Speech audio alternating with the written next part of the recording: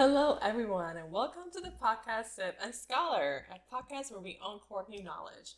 Today, I am so excited to be joined by Dr. Shantal Marshall, an associate professor of psychology, and just a badass person. I mean, she's amazing. Thanks. That's it. We're done. We're done. The end.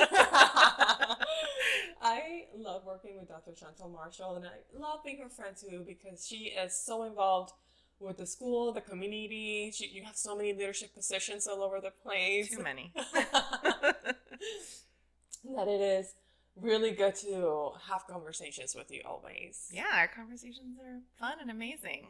Yay! And they're better with alcohol. They are! And we're also joined by 2 bottles of mezcal. And I know you mentioned that one of them was gifted to you. Yes. So this bottle I brought, it was a gift because word on the street is that I enjoy mezcal, which is true. I didn't really know about it until it became big a few years ago. Tried it and fell in love, which is funny because I think it's like if tequila and whiskey had a baby, but I don't like whiskey at all. And I like tequila okay, but mezcal just really hits the spot. It does. And I think that's a really good analogy on how to look at mezcal. I also love that now here in the city in Vegas we're having so many mezcal places open for mezcal tastings. Mm-hmm. So it's always fun to try new ones. Yes. I just have this one here that says Mi mamá me dijo because I bought it for the label. Moms always know best, so I assumed this would be great. There you go. Easy peasy. Okay, well, I would love to start this podcast by giving you an opportunity, Dr. Marshall, to talk a little bit about yourself and tell us who you are. Yeah. So, as Doctora Mari said, my name is Shantal. It rhymes with Montel, in case anyone is curious. I always introduce myself that way to make it easy. Marshall is my last name. And even though that is my name, I do identify as Latina. A lot of people are confused when they see my name and then see me. But I do identify as Latina. I am a first-generation college graduate. I went to UCLA for undergrad. I grew up in San Diego, California, which I think a lot of people think is a very picturesque beach town, and it is. But it also has, every city has its like seedier side, hood side, and that's kind of where I grew up. And so I excelled in school and managed to get accepted into UCLA, my dream school, my top school, and that was super fun. And I majored in psychology and sociology while I was there and learned a lot about things that I had experienced growing up and the causes of those experiences and the sort of broader social context in which those experiences happened. And so I fell in love with both of them. And while I was an undergrad, somebody said, you can keep studying and you can get a PhD. And I was like, what is that? And so I applied to graduate school.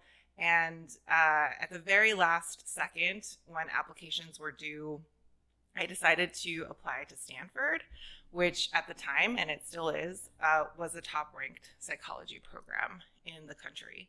And I remember paying my $100 application fee and thinking, that's a waste of $100. And lo and behold, a few weeks later, I got a phone call saying that I was in. And so it was a huge moment for me. I ended up getting my PhD in social psychology from Stanford. And now I've been at Nevada State for 10 years. Wow. Yeah. That's and awesome. So moved here for the job. I was in California clearly the whole time and then moved here for this job, my dream job. And I've really enjoyed living here and teaching here and working here. And as a Latina in Stanford, how would you say that experience was? I need a drink. So let's cheers first. Cheers. Woohoo. Yay. I like to drink my mezcal over ice, so I'm going to pour it here.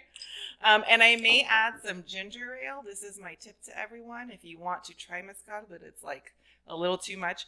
I really like ginger ale with it. For all of you who like to drink it straight, don't at me, okay? We don't want a comment section saying anything like, oh, how dare you? Don't worry about me. You do you. You do you, boo. So Stanford, it was great in a lot of ways, but it was also hard in a lot of ways because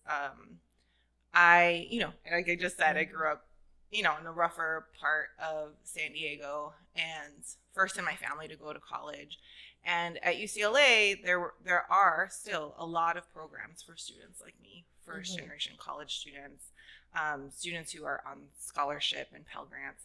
And all of that went away when I went to Stanford. They just didn't have the same support systems, either because they don't have them or because they don't have them for graduate students. And I almost left a couple times, really, like I thought, okay, like this is not the place for me. I'm interacting with folks who, like sometimes like I would interact with people who were like 1 or 2 degrees separated from like the president of the United States, like you've shaken his hand and now I'm shaking your hand, like what? And just, friends whose parents were very accomplished. They were lawyers and doctors and politicians and professors. And, it just felt really odd for me, the daughter of a hairdresser and a construction worker back home. And so I did almost leave a couple times just because I felt so out of place, which is funny because I teach about that now. But then I just kept thinking about my nieces and nephews. I have 6, and at the time I had 2 godchildren. Another one came later. And I just kept thinking, I don't know what I would tell them, right? Like, I just couldn't do it. It wasn't for me. I did want to be a little bit of a role model to them in that sense. And so I stayed. And then at some point I kind of just said, well, I'm here. They gave me this opportunity, so I'm going to take it and run. And so after that, that decision, it was a lot easier. And I enjoyed immensely the conversations I was able to have about the things that are really important to me. So inequality, broadly speaking, racial inequality, gender inequality, all of those things are very interesting to me. And I got to talk to like experts about it, every day. And my friends who were, were just so fun to talk to about what are really complex and heavy topics. And so I made wonderful, wonderful lifelong friends while I was there. We're still friends to this day. And I appreciate the time I had there, not only because of the sort of book learning, but also having had that experience. I think I can connect a lot better to people who feel out of place for whatever reason.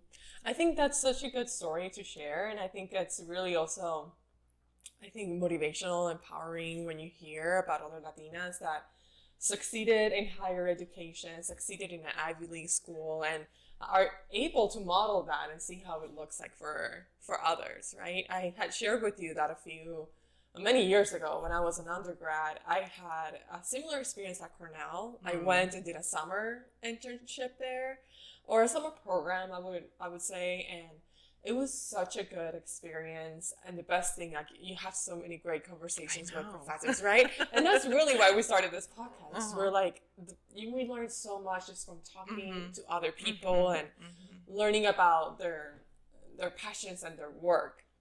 And for me, my experience at Cornell was very eye-opening.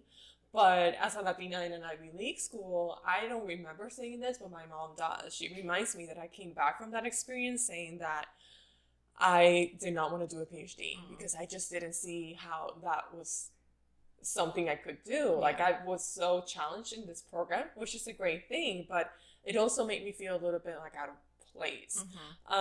So I really hope, that all universities are making an effort to make everyone feel like they belong there. Yeah, I think for me, what I didn't mention is that there were very few Latinos overall in my program when I first started. There was one other student who identified as Latina a few years above me, and there's, 50, 60 graduate students at any given time. So that's not a lot. And so I don't know if that's how it was for you. Like, there just weren't a lot of people who looked like you or sounded like you or had the experiences that you had. And that really has a strong impact on people. And so, one of the things I talk about when I try and teach people about inclusion and creating inclusive spaces is that it's not just about letting people in the door, right? In fact, I use an analogy of like throwing a party, right? And so if you are throwing a party and you're inviting people from different areas of your life, some people will feel very comfortable right away, right? And then others might feel a little less comfortable. And it's your job as the host to make sure everyone's having a good time, right? It's not just about opening the door and letting people in. It's about making sure that while they're there, they feel included, they feel like comfortable talking to other people. And that's what we really need to be doing for students in college settings and even in workplaces and things like that. You want to think about it like a party. Yeah, I love that. Throw a good party. Good parties always have drinks. It's true. Yes. I mean, no. I would say don't serve alcohol to college students. True. Not the takeaway. That's true. Okay. Let's backtrack. Don't do that. And all parties are fun, regardless of whether there's alcohol involved or not. Just yesterday, I was having a great time throwing darts. So. There you go. There you go. Okay, so the next question that I have for you, because you work so much in the field of psychology, actually comes from a misunderstanding that I used to have. So I am projecting on you this. But I remember when I was an undergrad student, my concept of what psychology was, and I think it is a general concept that a belief that a lot of people have, is that psychology is what you do when you go to therapy, right? Or couples counseling. And we tend to have a very narrow-minded view of that, a lot because of what we see on media. What we see in media is people sitting at a psychologist's office crying their eyes out, right? Like my favorite show is Never Have I Ever. You know that one? I haven't watched enough of it. Do they go to therapy? Yes. Okay. Yes. Like a big premise of the show is this teenager that goes to therapy and talks a lot about her life. Yeah. So what would you say that psychology is, or how does it go above that? Great question. So I'll start with the overall. The overall definition of psychology, it is a study of, right? So ology always means it's the study of. So biology is the study of, life. I guess chemistry doesn't have the ology, but there's other ologies. So psychology is a study of the mind, and we study people's thoughts, emotions, and behavior. So any psychologist that you run into or speak to, those are the things they're interested in, whether you study them or you do help people in a therapeutic session. And therapy is great. It's awesome. I've benefited from therapy. Please go if you are thinking about it and you can afford it and you have access. Please take advantage. But that area of psychology, right, when we study it, we talk about it as abnormal psychology. Okay. So that is when things are starting to become distressing. So that's one of the criteria of something sort of being abnormal, that it's causing you frustration or it is interfering with your everyday life. But there's a lot of psychology that doesn't get to that point, right? So if we're talking about distressing or dysfunctional psychology in that sort of realm, then there's a whole bunch of psychology that's just normal, everyday, you live in your life, right? And so that is what a lot of psychologists study. So there's different areas. So for example, there's developmental psychology, and those psychologists study how children develop, And we also have even developmental psychologists who look at the entire lifespan. So from birth to death. Yeah. And then we have cognitive psychologists, and they study people's thoughts, like how do our thoughts work? How do we think things, right? And then we have social psychologists, and that's me. And we study the way that our, thoughts, emotions, and behaviors are affected by people. And we are very social animals. Human beings are super duper duper social. And so our brain is wired to pay attention to other people. And when we talk about how others influence us and affect us, we're talking about the real people in front of us. So you're here with me now. I'm influencing you. You're influencing me. We can think about our families, of course, our friends, our coworkers that we interact with regularly. And then we have the people that I like to say we carry around in our head. So these are the imagined others. And you can think about it like society, right? What are the social rules that I should be following? What would people say if I did X, Y, or Z? How would people feel if I did X, Y, or Z? And so that is what I study. And it is very much like our normal everyday psychology that I'm interested in. And then I go from there to think about how is it that we think about and feel towards groups of people. Okay. Right? So how do I feel about the groups I belong to? Yeah. Like being a professor, right? That's a group I belong to, or being a woman, or being a Latina, or being, a sister, those kinds of things. And then how do I feel about groups I don't belong to? Yeah. Right? How do I feel about men? How do I feel about, students, right? Other racial groups, other gender groups. So that's where my interest lies. That's so interesting. So what would you say then that is one of the major factors that influence the way people think about all these other groups? So we are built, right, to really, if you look at a lot of like anthropology and evolutionary psychology, it seems like we're built to live in relatively small communities, like a few hundred people. Yeah. And we interact with almost all of those people all the time. But now our societies are huge, right? And so there are a lot of interactions that we don't have with other people, but that we hear about. So someone might say, oh, I met someone from the town over, and this is what they're like, right? And now we have an idea of what the people in that town over are like. And so I would say that in society today, a lot of the influence over our beliefs about our groups and other groups is not our one-on-one interactions, although those have a lot of effect, but it's mediated interactions. So that's media, right? That's what I study. I look at what we're watching, what we're listening to, what we're reading, and see how that affects the way that we think of ourselves and others. So if I ask you about your favorite music, I'm studying you, just so you know. And so I think that people very much underestimate the power of media. It is so strong. And one of the examples I like to give is that if you watch the Super Bowl, right, a lot of people watch for the commercials. And companies pay millions and millions and millions of dollars for like 30 seconds, 15 seconds. You think that's not an investment? You don't think that's because it's going to influence you? They know what they're doing, right? And so when you think about the just vast amounts of money that are poured into marketing and poured into advertising, and all of that is media, right? Any commercial you see, any ad you look at in a magazine, things like that, it's all media. And so I would say that what we're watching, what we're listening to is having huge effects. We can talk about the news, right? And just how polarized the news is and how we are attracted to news that confirms what we already believe instead of giving us new information. That's why it's called news.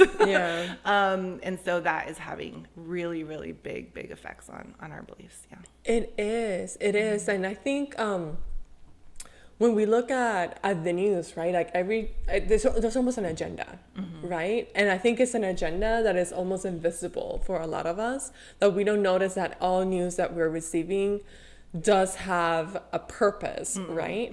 Like we might, for example, I really like the example that we talked about, where it glorifies a student that is like, oh, look at this student from low resources that received this $1 million grant and all of and funding and all of this to make us feel like good about this person, right? Yeah. But it is also sending that message of if they can do it, you can do it. Yeah, this is something I pay attention to a lot. Well, I don't say it just comes across my news feed, right? I'm on social media, so I see a lot of posts of high schoolers, who kind of made it from low resource schools or low income families or first gen who get these scholarships and admissions into like the top 10 Ivies or whatever it is. And they're heartwarming. they pull at my heartstrings. I cry. Like, I really cry. But then I think, why aren't we seeing the stories of, for example, most Latinx high school students who go to college go to a community college. Yeah. Very few of those students transfer. We're not getting news stories of, Juan, who is going to the local community college, because that doesn't help to reinforce the idea that all it takes is hard work. Right. And first of all, shout out to community colleges, right? Yeah. A lot of good work is being done there. I'm not here to shame community colleges. In fact, I think there should be stories about that, right? Yeah. Because a lot of students are getting their college education through community colleges, and that's great. Yeah. But we're not seeing those stories because it doesn't fit, we could say, the agenda, right, of highlighting where the system is working, where people are working hard and therefore getting what they deserve. Let me tell you, there's a lot of people working real hard who do not get all of those things, right? Yeah. And so, man, don't watch TV with me. It's awful. Sometimes I want to turn it off and I can't. I'm like, oh man, just don't do it anymore. But it's my job. It's my job now. So. I think I've only been to the movies with you once, and it was great. The popcorn was really good. Like when I went to go see the movie Get Out. Yeah, so good. My friends and I stayed in the theater for like 45 minutes having a conversation about, they were like, the people working there were like, can you get out? We're trying to clean. So yeah, it can be fun. It can be good times, but it's hard to turn off. So I do have one question. So if I told you that my favorite artist is Bad Bunny, what does that say about myself? I'm literally running a study right now looking at music preferences for Latinx Americans. And I'm really interested in this question, actually, but it would tell me that you're very proud of your Latina and probably your Puerto Rican identity. Yes. And that you are, I would probably guess, on the social side, right? Like, I've been asking my students about music, and they're like, yeah, I turn that music on when I want to dance or when we're getting ready to go out. And so I would say social, like to interact with other people, like to dance. I have so many questions about music, so we'll keep that for another episode. Next time. Part 2. Okay, so I'm glad to see that I'm many things because I like Bad Bunny. We did go to the concert. We did. It was a great time. It was really fun. It was the except best. that he was so little on the stage. Yeah, but, we were pretty far, but the vibes were good. It's true. It was a great time. I felt a little old. Well, yes. Because of the audience, but that's okay. I felt fine. No, me too. I was seeing a lot of trends in clothing that I was like, oh, well, I still like my skinny jeans. I was like, wait, we can wear dresses and tennis shoes now? We can. Nobody told me. Yep. We're missing out. It's true. So, one of the most popular courses that we have at NSC is a course that you teach, and it's about the psychology of inequality. And this is about discussions about psychology that leads to racism, sexism, etc. Could you help clear that for us? The differences between racism, prejudice, and racism. And the reason I'm asking this question, long story short, is because I've been seeing a lot of confusion between these terms, right? You have people who use prejudice and racism interchangeably. We also don't tend to recognize what are those systems of power that one has over the other. So if you could help clear the differences of those. Yeah. Well, I don't know if I can in a few minutes, but I'm going to try. Because really, right, this class is 16 weeks long, and we go hard in this class. And I appreciate that it's well known on our campus. I think the students who sign up for it are committed, and they are fantastic to have in class because it's very discussion based. And I ask students to bring in examples, right? And we have a whole set of rules that we follow in order to make it a very brave space, and they do really well. And one of the things that I think is really important is to talk about the difference between inequality and inequity.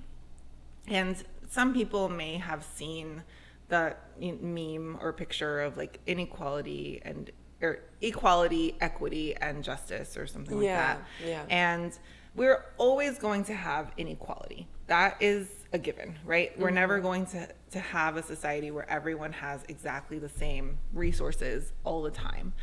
And what I study and teach about is, are those inequalities because of a fair system in which, some people just want to work harder than others or have different talents or have different interests, and that's why you'll have inequality, right? So if somebody is really into, I don't know, math and they become an accountant and they make a lot of money, and someone else is not and they don't go into accounting, that's an inequality, right? Yeah. But it's just because of interest.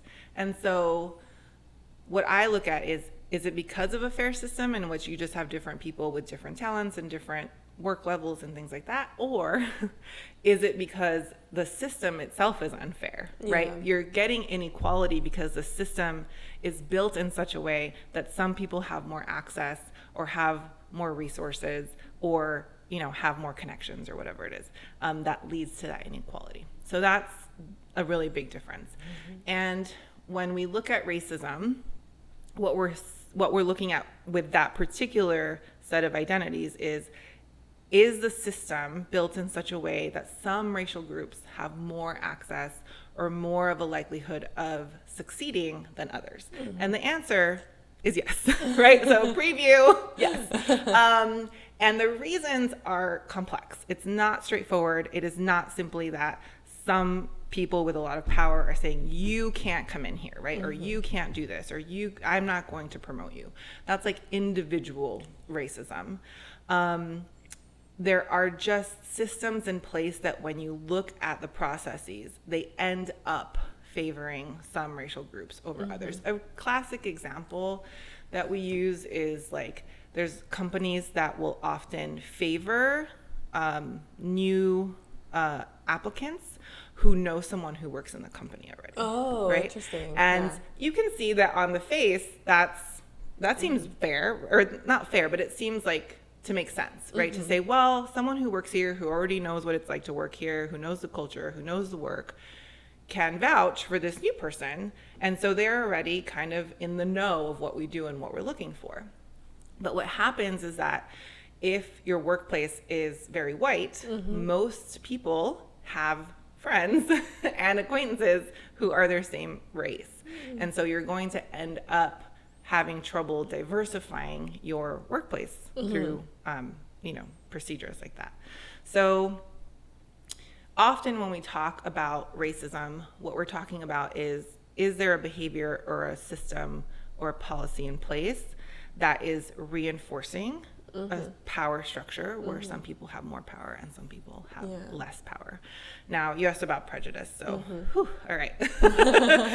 So within racism, right, so any action or policy or system or process that reinforces that hierarchy, we have a few different things that could go into it. So we differentiate between stereotypes, prejudice, and discrimination to go along with, if you remember from way back, thoughts, emotions, behaviors, right? So when we look at things like racism, and you can think about this with sexism and heteronormativity and things like that, is that we have stereotypes of certain groups.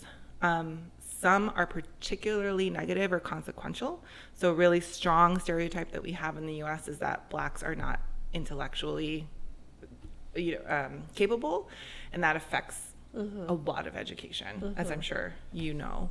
And so we have these stereotypes that are often inaccurate. So those are beliefs we might have. And then we have prejudice, which is the emotion that we might have towards that group, right? So maybe teachers have less liking or even negative feelings towards Black students because of that stereotype. They're not always hand in hand, right? But stereotypes can lead to prejudice. And then prejudice or stereotypes can lead to discrimination. So treating, for example, Black students differently than other students because of these beliefs you have or these emotions that you have. I know I listened to the first episode of this podcast where you talked about girls in math, and similar there, right? We have stereotypes of girls that they're not good at math.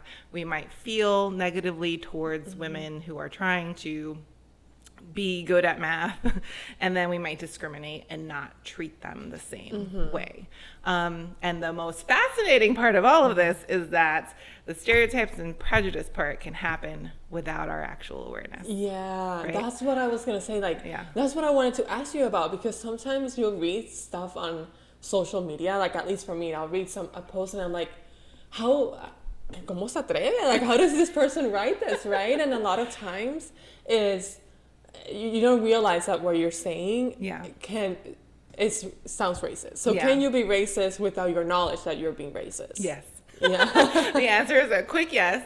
In another podcast, at another time, we can also talk about a lot of times when we think about racism, we think about whites being racist towards minority groups. And yes, of course that happens. And we've seen, a growing, really intense racism growing in the country, but that doesn't mean that we can't have racism within our communities, right? Yeah. Even in the Latinx community, we have a range of like skin tones that is in our community, and we see like anti-Black bias even within the Latinx community. But we can have that conversation at a separate time, but it is a part of this conversation. And yes, there's so much research to show that because we're so social, right? Because we are wired to pick up on what other people are doing or what they're saying or what they could do or what they might say, our brain, without us really trying very hard, is always picking up on patterns. This is true even outside of people. We just like patterns because if we can find a pattern that helps us not have to think that hard, that saves us brain power, right? So going back to the math example, if you're a teacher and you pick up from society that girls are just not good at math, it can save you time in having to figure out what each child is capable of. And I want to make clear that this is not always explicit. I would say teachers go into their work for a lot of really good reasons, but it's hard to not be affected by the larger social messages that are around us. We're seeing it on TV, right? We're hearing it from our own teachers back in the day, sometimes from our parents, from our friends, and things like that. And so what ends up happening is that we see someone, we quickly figure out what identities they have, and then our stereotypes are activated without us even trying. They're just turned on, and there's so many studies showing this. And it could also activate prejudice, those emotions, again, without us knowing that it's happening, but then we end up acting on those without our awareness at all. But that's not to say that there isn't super explicit racism. People know what they're saying, and they know that they're racist, and they're like, but that's how it is, right? All of these things are happening. But my interest is in all of those thoughts and emotions that we don't even know we're having. Because to me, if everybody has them, and I would argue that everybody does, then they're going to play out in society, right? If we don't sit down and accept that about ourselves. And I think what you're describing is something that is very difficult to do because it takes a lot of reflection, it takes a lot of self-awareness, and it is constant work, right? Yeah. Because we could be subconsciously making new like subgroups in our mind that we're not aware of. Yeah, it is. And, if you are all thinking that I'm not like implicitly biased, which is what we're talking about, right? I'm here to tell you no. I live in this society too, right? I watch all the media. Sometimes I worry that because I study this, I have to watch media that is problematic just to be like, how is this problematic? And then I'm like, am I being affected by this? And so, I have to do it too. I have to catch myself. If I'm having a negative emotion about someone, where is that? Why is that happening? You really have to get in tune with what you're feeling, right? And that's hard.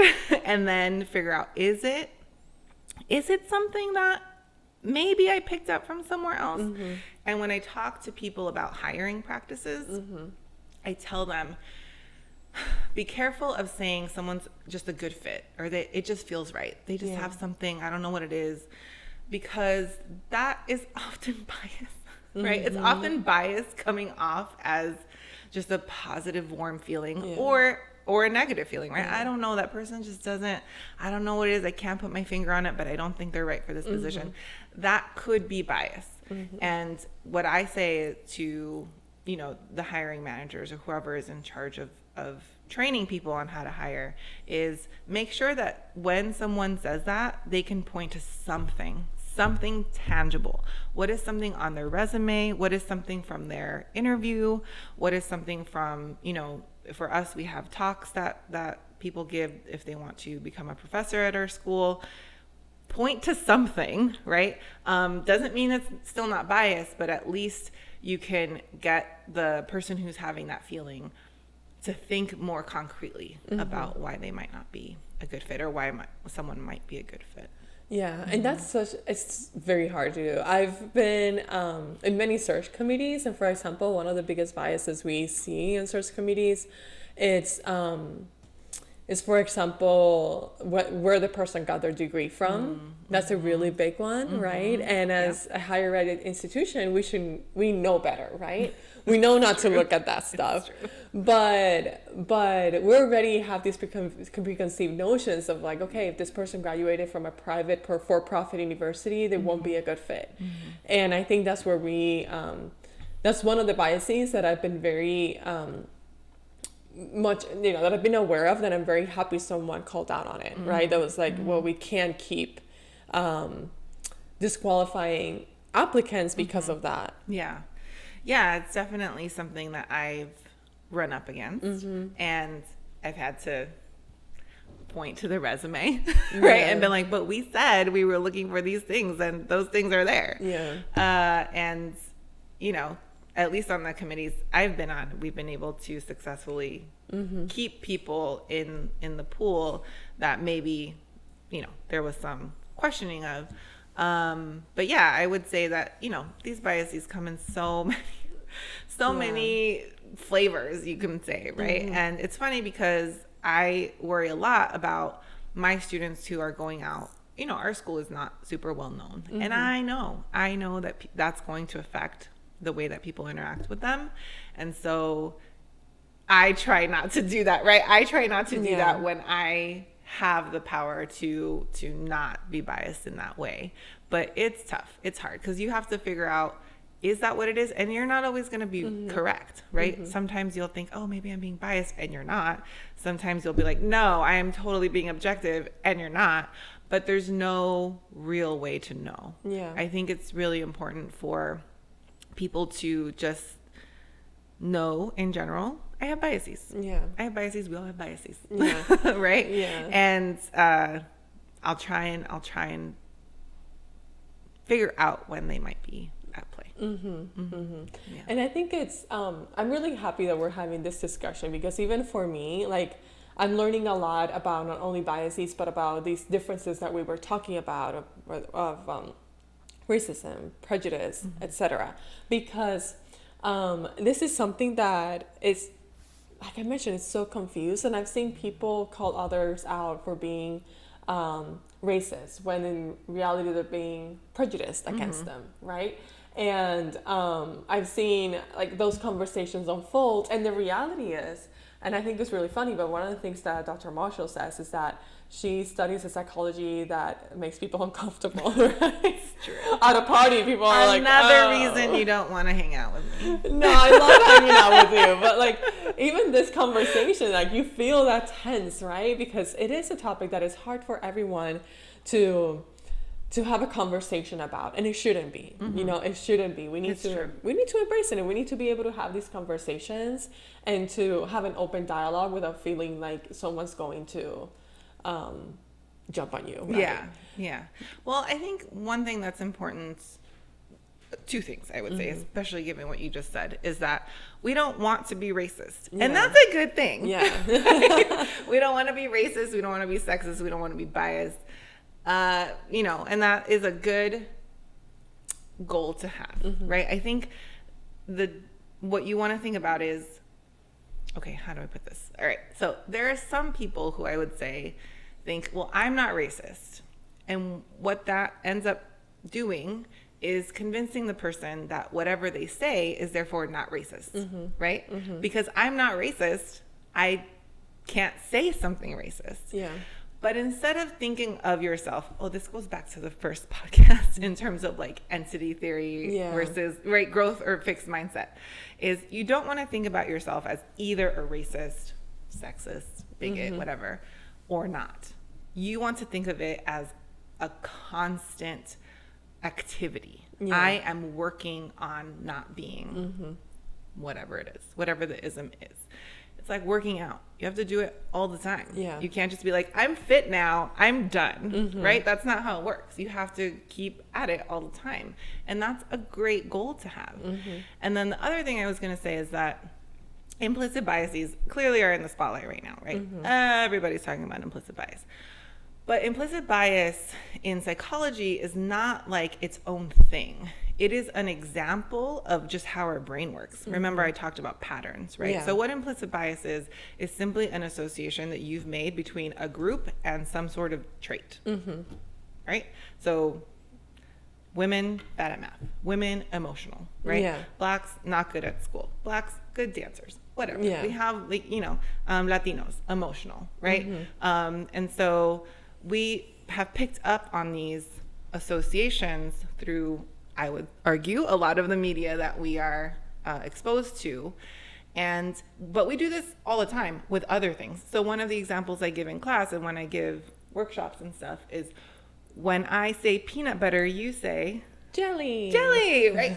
It's literally the same process. It's literally the same process.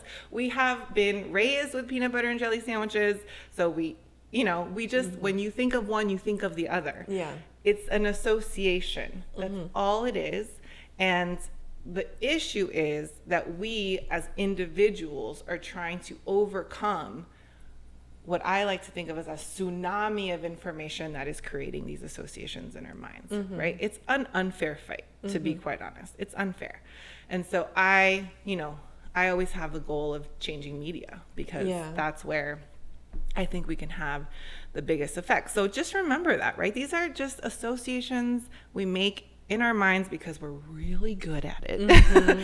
And unfortunately, we are creating associations based on inaccurate representations out in the world of various groups.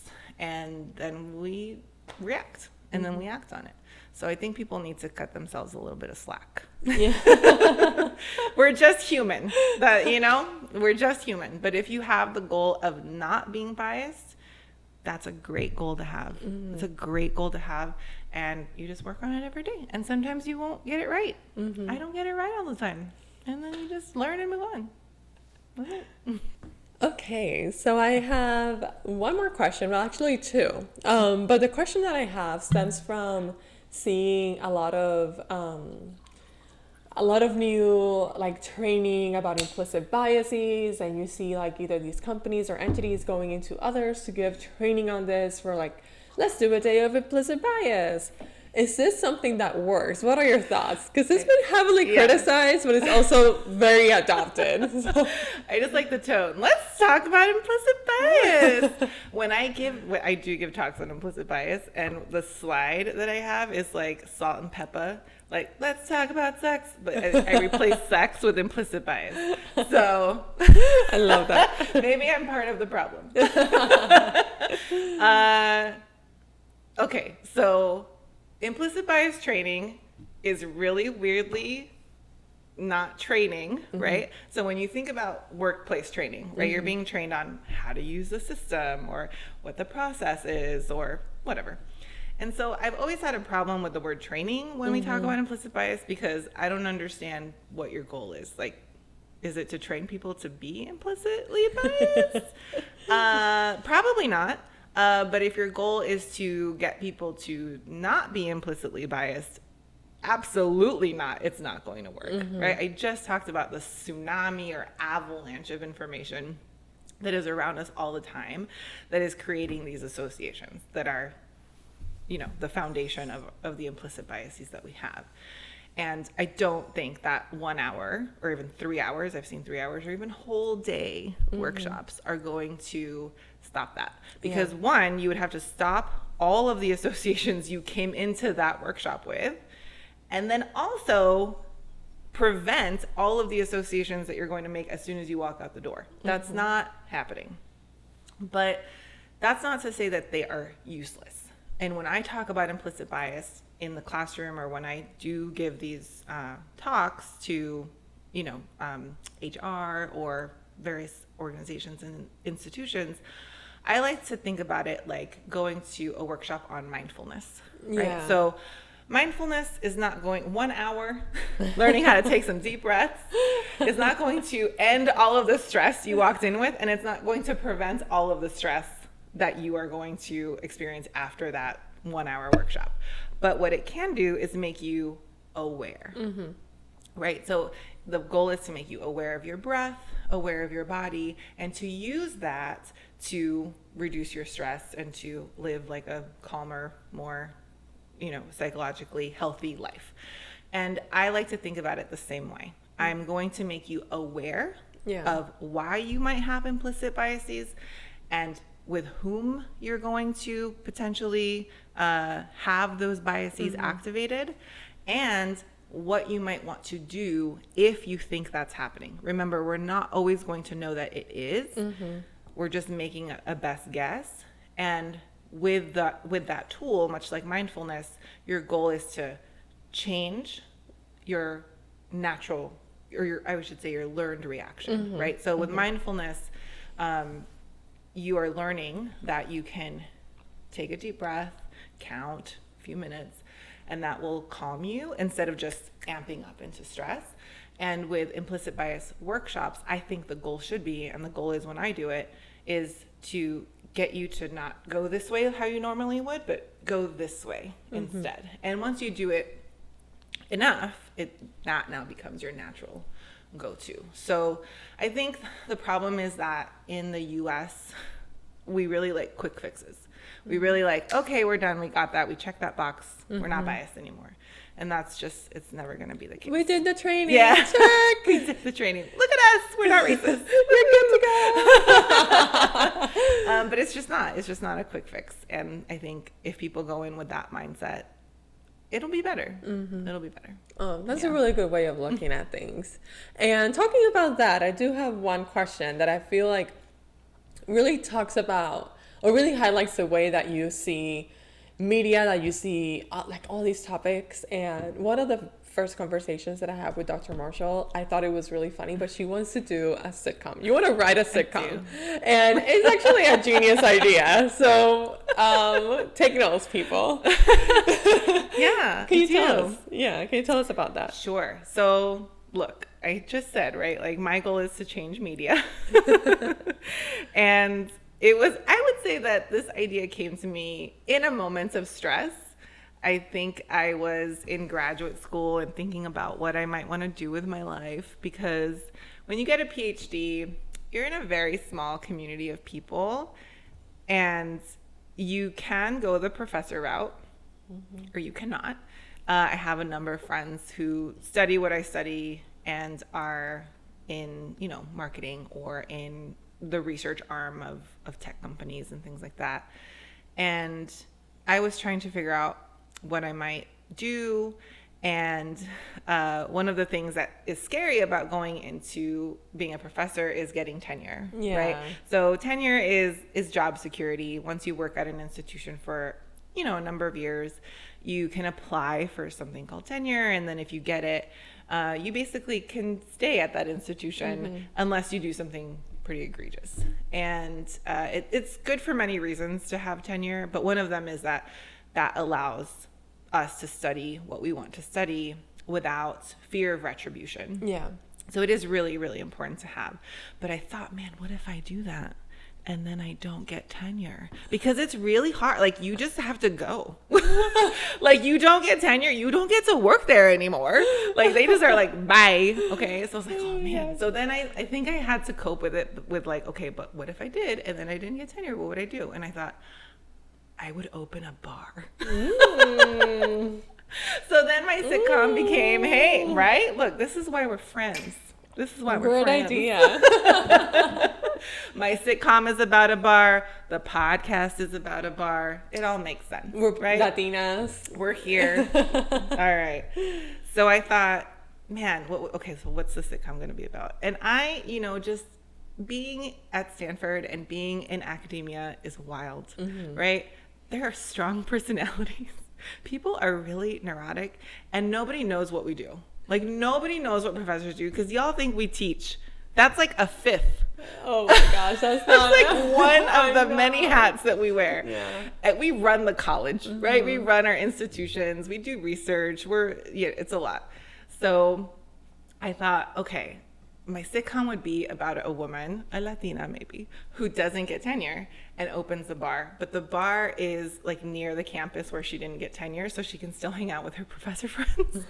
But it's also in a part of town where there's blue collar working class folks. And so the patrons are a mix of these really neurotic, anxiety filled academics, diverse, of course, who interact with the working class blue collar folks like my family, right? The people in my family who don't know what I do. And, just them learning from each other.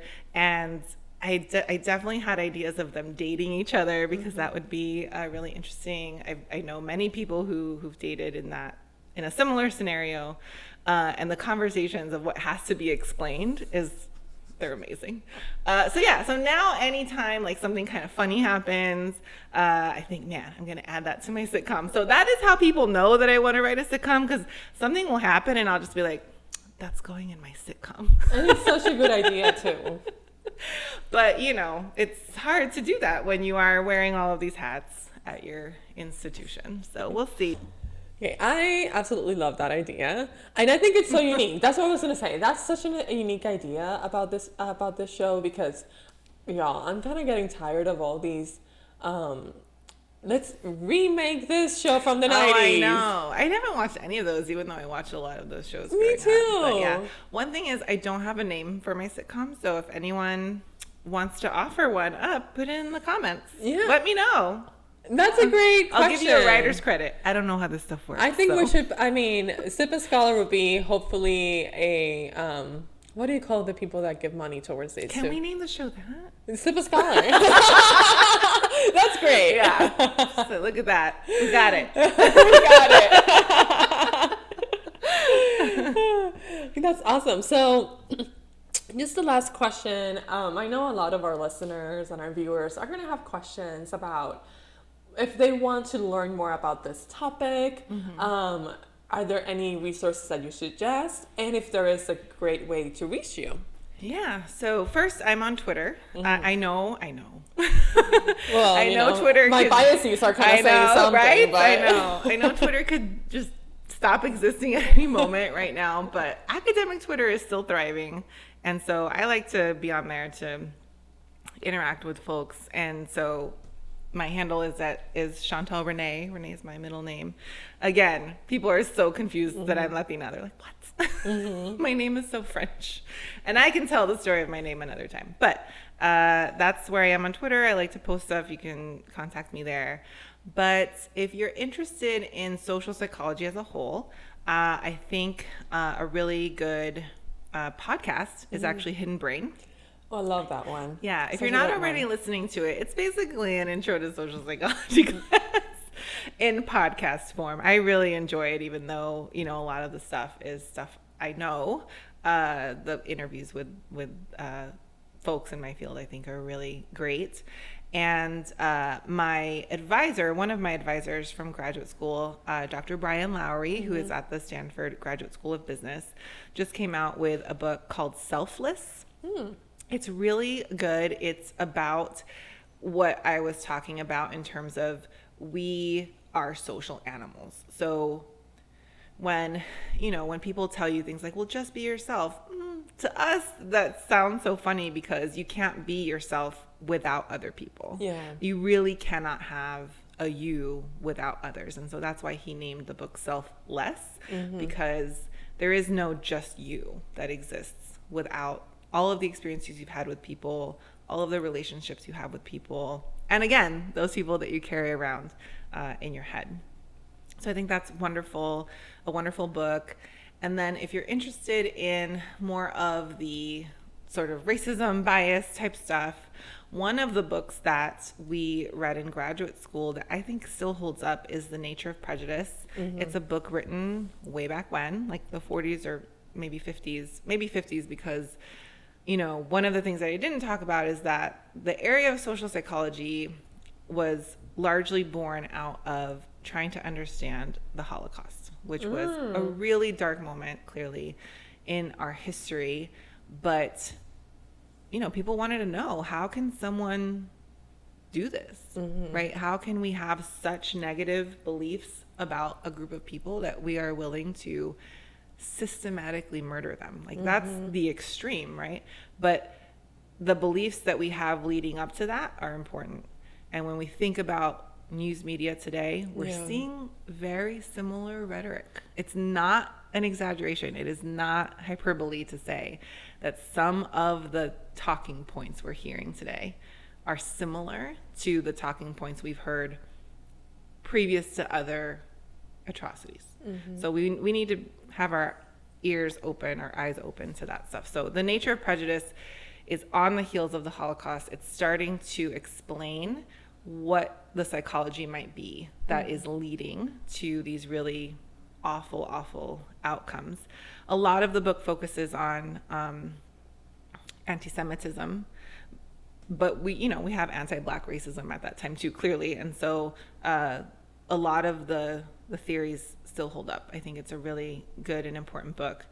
And then my other advisor from graduate school, Dr. Jennifer Eberhardt, won the MacArthur Genius Award a number of years ago and wrote a book that came out a few years ago called Biased. Dr. Eberhardt is an amazing, enthralling speaker. She just has this way. She's like this little tiny woman, and she just has this way of like getting everyone to listen, and she's a great storyteller, and her book is very similar. So it's really accessible to people who are not, academics. She has great personal examples and stories that help you understand some of the psychology that she's explaining. So that's where I would start. There's clearly a lot more stuff, but I think those are a good entry point into getting a handle on some of these concepts. Awesome. Thank you so much for the recommendations. I'm familiar with the podcast you mentioned, and I highly recommend it. It's great content. Yeah. It's really great content. So thank you so much for coming. I feel like we need another 60 minutes. I know. So yes. Much. So I definitely need to have you back. Thank you for having me. Thank you for having this podcast.